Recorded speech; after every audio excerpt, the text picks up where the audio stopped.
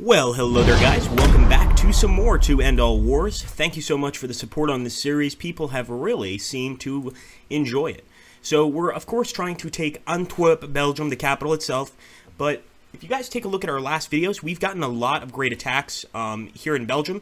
So I'm going to take this wonderful general, Karl von Bülow, and I'm going to try to get to Mons. And I believe I'm pronouncing it correctly this time. As for this unit right here, the Army Corps, the 3rd Army Corps, we're going to keep him right here. I was going to attack with him, but I think I want to keep him right here with the Army Corps, Mechelin Army Corps here. And we're also going to be keeping Otto von Emmerich here because we need to try to take Antwerp. Now, we had a huge battle in the Ardennes here, and we actually managed to beat this French general, Joffre, but he's got a lot of men still. So we're going to keep this unit here. We've also got some units over here that are kind of hanging back. I think what I'm going to do is try and move this guy into this area where we just won a pretty major battle. We'll, of course, merge these guys together. Max von Bonn, and I'm going to move him over here because we actually have this guy, Albrecht von Woete, and he's actually managed to get a lot of kills in the past, or really a lot of victories. Now, right now, there is a French unit in this area trying to besiege our town. I'm going to move this guy into this town. Hopefully he can get there in time to attack. We've also got this general here, Wilhelm von Proben, and if you guys watch the first episode of this series, which I recommend you do, he was actually kind of a hero of the series. We're going to do an all-out attack, and we're going to do the same here with von Behn. We're going to attack the forts of Nancy. We've got to stay on the offensive, I think. I think that's going to be very important here.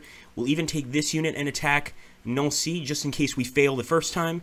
And of course now we want to take a look at our other fronts.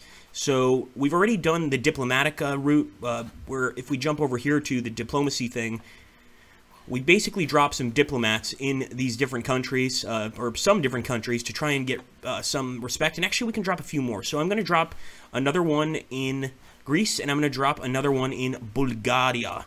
We really want Bulgaria to join us, and they are slowly drifting towards us, but I think it's going to take a little while. Let's move back to the front lines, of course, and we want to get to the Eastern Front here. We've had a lot of success and a lot of failure. Some success in the northern front of the Eastern Front, and a lot of failure in the other parts, unfortunately. So I'm going to keep our general here, and that is Paul von Hindenburg, of course. I'm going to actually have this unit of infantry join him, 490, but I want to see how many enemies are there. 277. So actually Paul von Hindenburg is pretty safe here to go for an attack, I think. I think we need to show them we mean business, so we're going to attack them and, of course, move forward into Allenburg to try and take this area back from the Russians. Now, if we go to the south, basically this is where our Austrian armies have attacked into western Russia, and we're trying to take these cities. So we've already taken a few of them. The land remains Russian, though. The land remains under Russian control. So I'm actually going to take this larger army and try to take back our land and actually go back to Krakow, because we want to make sure that we not only take this land, but that we keep our cohesion up. And the only way to do that is going to be to obviously keep moving forward here. As for this guy, I'm going to keep him there as well. Actually, let's move him into Tomajo. Now over here we've got another unit, but the enemy has a large army here. You can see the 509 attack power, and that wasn't made by accident. Now we managed to actually knock down that attack power a bit, but this is a massive army over here. So I'm going to get our guys back to their cities. Really want to try to get these generals back to the cities, the Austro-Hungarians, so that they can rejuvenate a bit and decide what to do from there. So we're also going to go ahead and merge these guys together.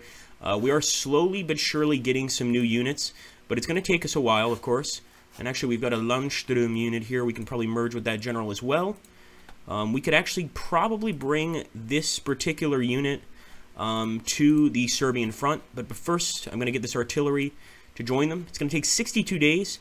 With trains, it'll take 5. That's much better. And we've also got some conscripts here, which can also join this guy. And we're also going to move them by train. As long as we have rails to use, we're going to try and support our troops. So I'm also going to take this guy. I'm going to move him here into Belgrade. And, of course, if we can take the capital of Serbia, that would be excellent. I'm also going to move this guy here into Belgrade as well. And I will have him move by train just to get there a little faster. These guys, I'm going to try to merge them together. There is a 4% penalty, but I think it's an acceptable one. And we've got this army of 483, which is pretty good. With them, we're going to try to cross into Ivanica. I don't know if we can do it, but we're going to be on the attack. And with this von Heinrich Kuma von Falkenfeld. That's a lot of... It's quite a lot of words there. So we're going to move him. We're also going to, once again, try and get some of these troops to just stay in one region. There's a lot of Austro-Hungarian troops that just recently joined the war effort. Remember, the war started very recently in our game. So we definitely want to help them, and that's exactly what we're going to try to do. We're also moving our Africa Corps into Mombasa, Kenya. But I think it's going to take us 50 days to get there. That's going to be a long, long time. We're still going to try and see what happens. And we also have this force, the Sydafrika force, and we could try to take South Africa. I don't think we're going to manage to, but I'm certainly going to try. And I think we've done just about everything we can here. We can take a look at the decisions really quickly here and see if there's any we can make. In fact, I want to see if we can get some troops. We have money to get troops, and we have men. I'm also going to go ahead and get some troops for the Austrians. They definitely need some more line infantry there. We don't want to spend all our money, though, so I think I'm going to stop about there. It's quite a lot of troops. We can also go ahead and deploy some of these units in a bit. Not right now, of course. And we could start the Third Boer War. So I think I'm going to, just to destabilize the British a little bit. We said we were going to wait for it, but this time I think it's probably a good idea. And right now, a lot of options are locked. They will become available later. And we're going to end the turn, guys, and hope for the best here. So I'm ending the turn. Of course, all the decisions we just made are going to go into effect, and hopefully they were the right ones. We absolutely need to keep up the offensive. It's been kind of working, but very World War I style in the sense that we've been sending all these troops out. A lot of them get killed. We take a tiny bit of land, especially on the Western Front. We've managed to take more than a tiny bit, a nice amount, and then we lose a ton of men. So we've just got to keep up the attacks and hope that we can drive this point home, drive the enemy back. We've also got to be aware of the fact that the British Expeditionary Force has already arrived, and they've been fighting us. So we've already had one battle with the British Expeditionary Force, which we managed to win. But there's going to be more coming, and I think we might try to get some ships, actually send them to the English Channel and see if we can't sink some of the troop transports. But the British Navy, as you guys can imagine, is pretty formidable, and the German Navy, at least during World War I think was a bit more formidable than it was in World War II, but we'll have to see if the Kriegsmarine can really live up to that title. So we've absolutely got to start moving ships next turn. We're in early October. We're moving into late October. It's going to start getting very cold very soon here. And at that point, I think that we might be able to hold off some of the enemies, but we certainly won't be able to move into Russia as easily. So that's another reason we want to start putting Paul von Hindenburg on the offensive, is to make sure we get into Russia. So here we go, guys. The next turn should be starting pretty soon. And here we go. Of course, the Belgian front is still active. Come on, Männer. Do it for Deutschland. What is Bismarck Incel? Oh my goodness, I don't even know what that is. Okay, this is the Russian front, of course. And we're trying to get our boys back, eventually, back to town. See a lot of cities there have the German cross, the Teutonic cross over them, but we still haven't managed to take the land around the town. So this is... Russia's tough. Here we go. Paul von Hindenburg manages to beat the Russians once again, only losing 2,921 men. We killed 8,251 of the Russians and pushed them back just a little bit more. That's excellent. And with the rain and forest, that's an excellent victory. So a lot of bayonet usage there. And unfortunately, in the Battle of the Indian Ocean, this was a naval battle. We just lost the Königsberg, not the city of Königsberg, the ship. And the Japanese crushed us. Remember, this is World War I, so the Japanese are not our friends, and understandably so. We're going to see what happens, of course. Maybe we can get some other guys on our side, but certainly not the Japanese. They are not friendly to us whatsoever.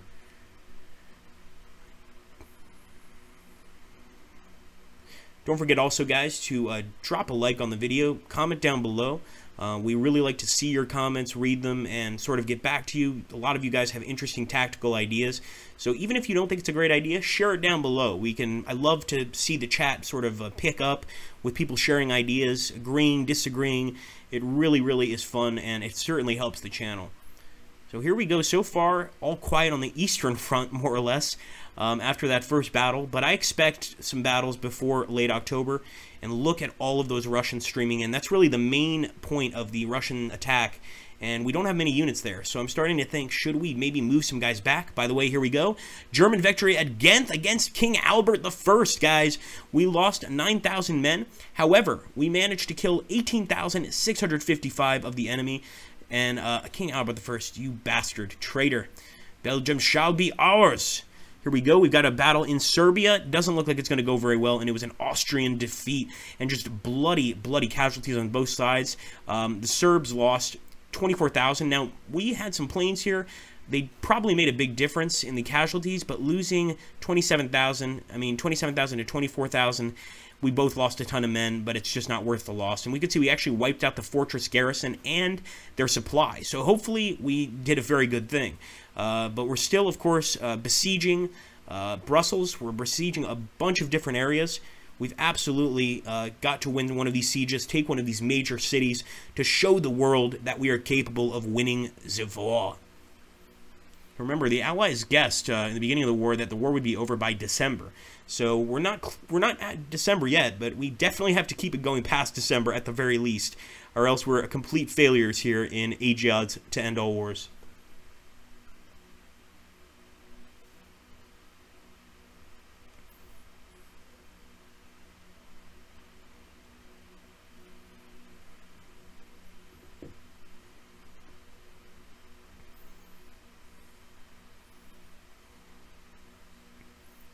Okay, it looks like we're holding this area pretty well, and that French general that we crushed last turn is moving back to Sedan.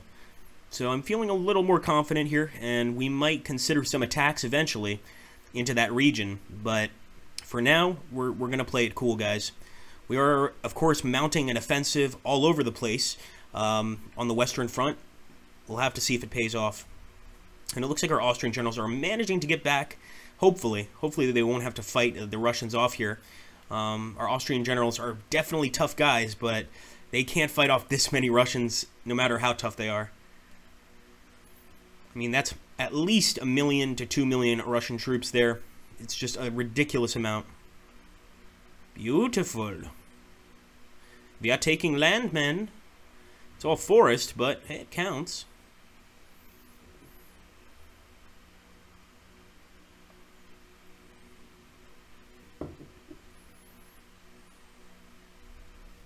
I don't like these Russians getting behind our lines, but there's very little we can do about it with the amount of men we have. We just need to keep waiting.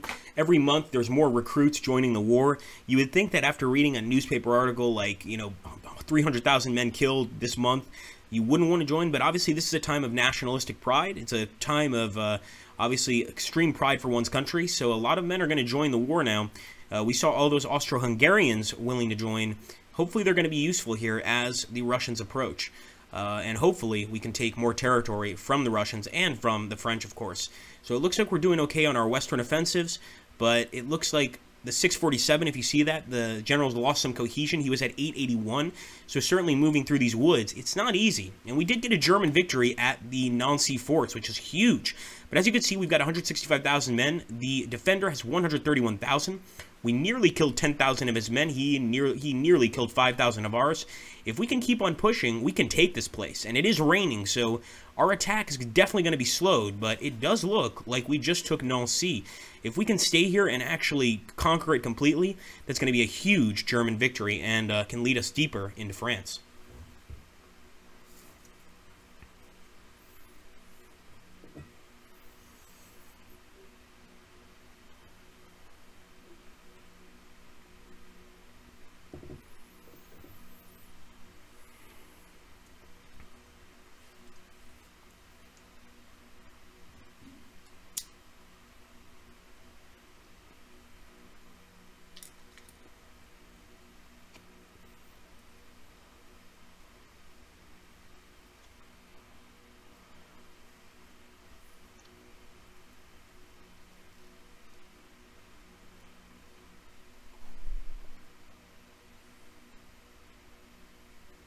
Here we go, guys. Another attack, and this is against the British Expeditionary Force.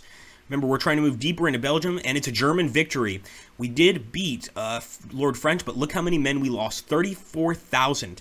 That is a massive, massive amount of men lost, of course. And we actually had 4 retreat attempts. So our men didn't exactly just charge in and take this area. They charged, they retreated, they charged, they retreated. Very typical of trench warfare.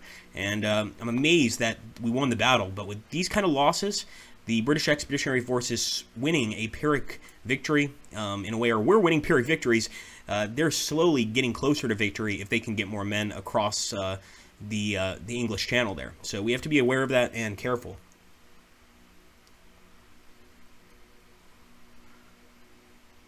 Okay, they're at Nancy. We've got to hold this area. I hope we can do it.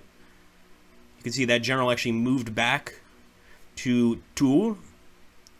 But Verdun is still a long ways away before we can actually get into that battle. And there's some Algerian transports where we might try to hit them with our destroyers, guys. Make sure to remind me of that.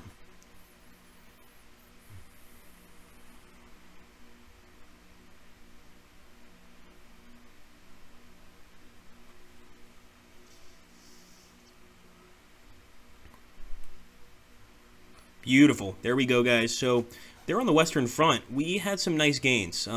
Doesn't seem like a lot, but on a front like this, every single gain means something. And obviously taking the Nancy forts is really a huge accomplishment. I'm going to also go ahead and show you guys the casualty count. I always like to see the casualty count just to make sure that the war is continuing as planned. But before I do, I want to go ahead and drop my diplomats off. Let's drop a diplomat off. It'd actually be interesting to get Portugal to join us. Portugal actually fought for the Allies in World War I and lost many, many men. So I'm going to send him to Greece just to try to keep the Western Entente away from them a little bit, because we don't want the Greeks joining the enemy, but at the same time, we also need to get the Turks to join us big time. So they're 80%, or wait, 89% close to us. We've got to keep sending diplomats to try to get the Turks on our side. Now let's take a look here at the casualties. And so far, it looks like we've lost 537,000 men. We've got 35,000 French prisoners, or just French, British, etc., Belgian, 1,100 Russian prisoners. We've killed 424,000 of the Western Entente and 244,000 of the Eastern. That's way over, or somewhat over 600,000. It's about 664,000 if my math is correct. And we've lost 537,000, so I think we're off to a pretty good start, guys. But we've got to take all these locations, London, Paris, if we can. Vienna, Budapest, we're holding fine, but we still need to take Petrograd and Paris. I think that's going to be the big win. If we can take those two, we can certainly win the game. Anyway, thank you for watching. Like I said, hit the like button. Give me some tips, some tactical tips if you'd like, and keep supporting. And thank you again, guys. Take care. Have an awesome, awesome day. First, before I go, I want to see if we took... No, we didn't. Damn it. Antwerp is still in the enemy control. Das ist not good.